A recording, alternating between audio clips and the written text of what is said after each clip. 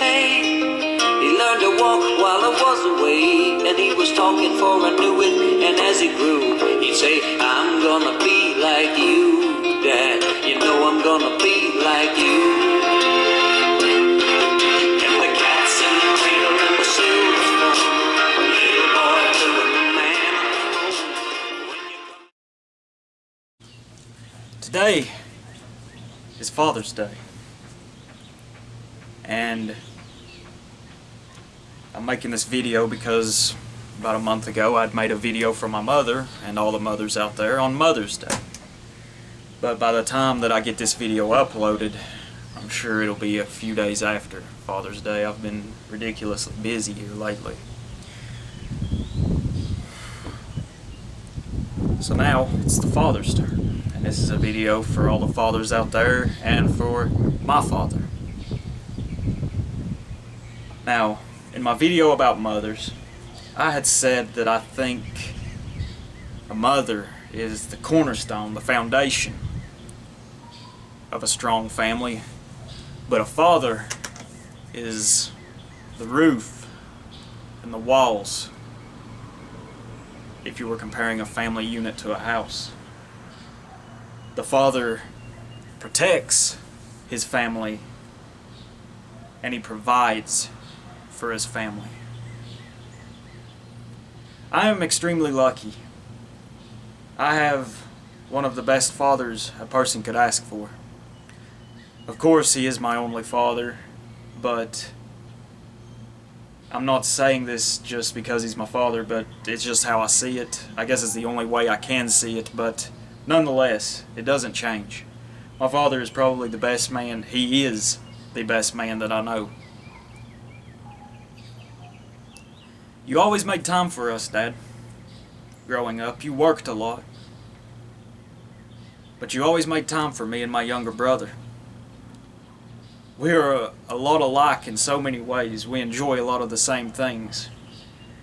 I know before Andy was born, when I was younger, I always wanted to be like you. And I think this is natural for any young boy. Could be young girl too. But I think it's natural for any young boy to want to be like his father. We enjoy a lot of the same things, like I said. You always took time, even though you were really busy. You were busy with work. You were busy with gardening. Lots of things. But you always had time to either throw baseball or football, or you took us places. You took us fishing. You did all sorts of great things with us. You taught me and Andy both how to play chess at a young age. I think I was maybe 6 or 7 when you taught me how. You taught me how to read when I was about 4. Well, some. I learned a little bit better as I went into school, but I had a leg up on the other kids, and we both liked to read. Going back to chess, I can remember you would play with me and Andy quite often. And you took me to my first chess tournament when I was 11 years old. You had been going to tournaments for a few years. And in this tournament we played 4 games.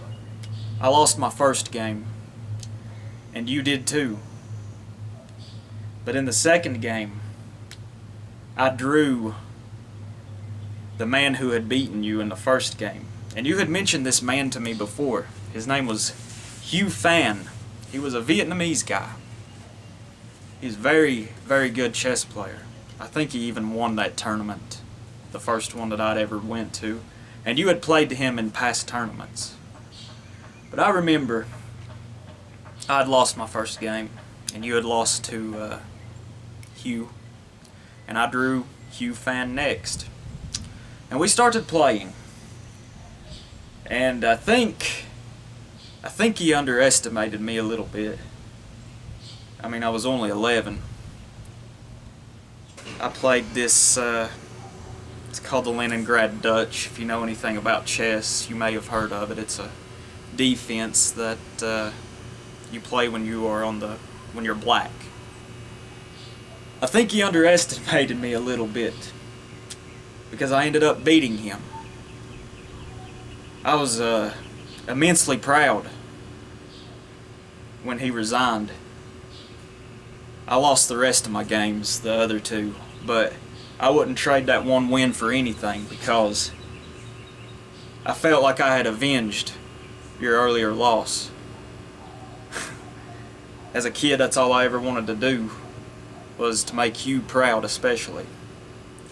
I remember several years later playing football in the first football game I'd ever played in high school. I'd had a pretty good game. I'd caught a few passes, I had an interception. We were getting beaten though. And it was late in the fourth quarter and we were driving down the field. I remember we were on about the couple of plays before the game ended. We were driving down the field and we were on about the 8 or 10 yard line. And I can remember as we had called the play and we were lining up, I seen that you had walked into the football stadium there. You couldn't really call it a stadium, it's such a small place, but I seen you standing next to a couple of your friends on the chain link fence at the back of the end zone. And it was the last play of the game. We decided to run a passing play and I ran an out route into the end zone, and as they pressured our quarterback, he was running to the same side I was, threw the ball to me, and I caught a touchdown as time expired. As soon as I had caught the ball, I stopped and I looked right over to where you were standing, and you were like this. Once again, just wanted to make you proud. As I said, you are a great father. I know I did a lot there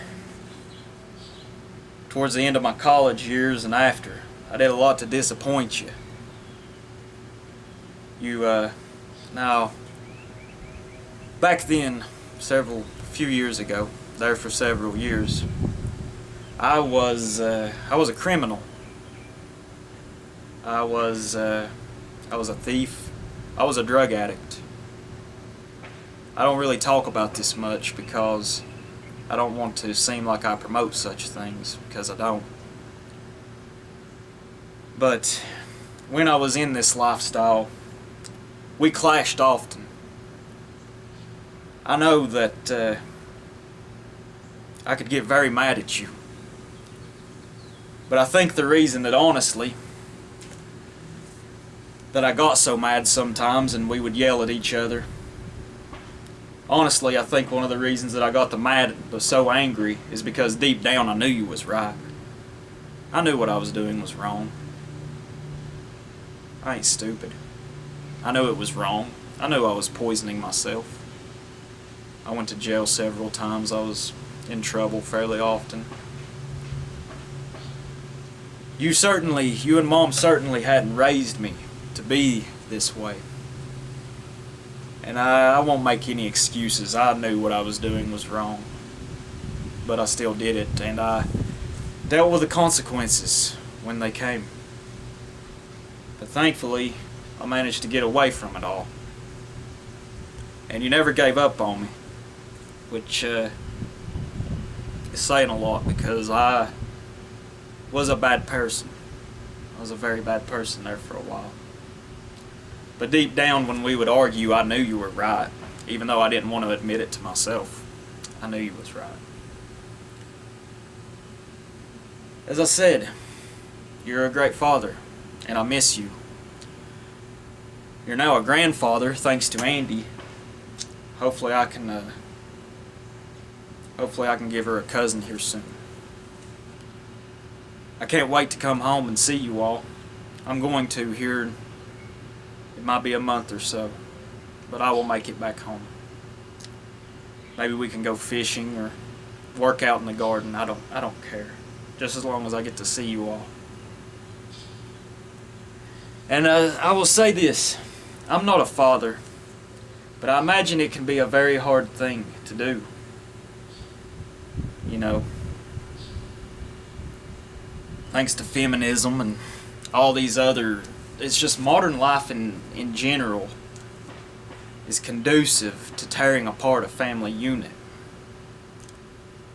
You see feminism, women will get custody of the children. Sometimes the women do deserve, so there's times when the woman is the only one fit to have custody. But there's also the times that the women will take the children because she knows it hurts the man. Now, there's a lot of, a child needs its father. I mean, even growing up, I even had friends that they knew who their fathers were, but their father wasn't a part of their life, and that's a tragedy. That's horrible. For whatever reason, some fathers are taken from their children due to death or war, but there's some that just don't. They neglect their children. Now, that's one thing I was always taught growing up. If you have a child, you may not be with the child's mother, but you damn well sure better have a part in that child's life. And when I say a part, you may not get to see them very often, but I think that the best thing that a father can give his child is his time. You don't have to get them expensive gifts. You don't have to have them the latest fashion, whatever. The greatest thing you can give them is your time. And that's what my dad did for me and my younger brother. So yeah, just wanted to make this video for all the fathers out there. And if you are a father and you haven't really been there for your child, maybe your child's an adult now, reach out. You can do this. They may reject you at first, but keep trying, because it's never too late. It really isn't. It's never too late. They may reject you at first, but you can keep trying. I'm sure eventually it will work. So, fathers, child needs them. It's the protector of a healthy race. And you see this in the African American community here. And I mean, I'm not saying this to be snarky at all or anything, but there is a big majority of African American children who grow up without their father, and that's a tragedy in itself, because every child needs their father. So Dad, one of these days I hope I can say that I was half the father as you, that you were to us, and that I love you, and I can't wait to see you again. And hopefully here in the next few months you can come down here and visit us. I can't wait to see you. I love you. Thank y'all for watching. Bye-bye.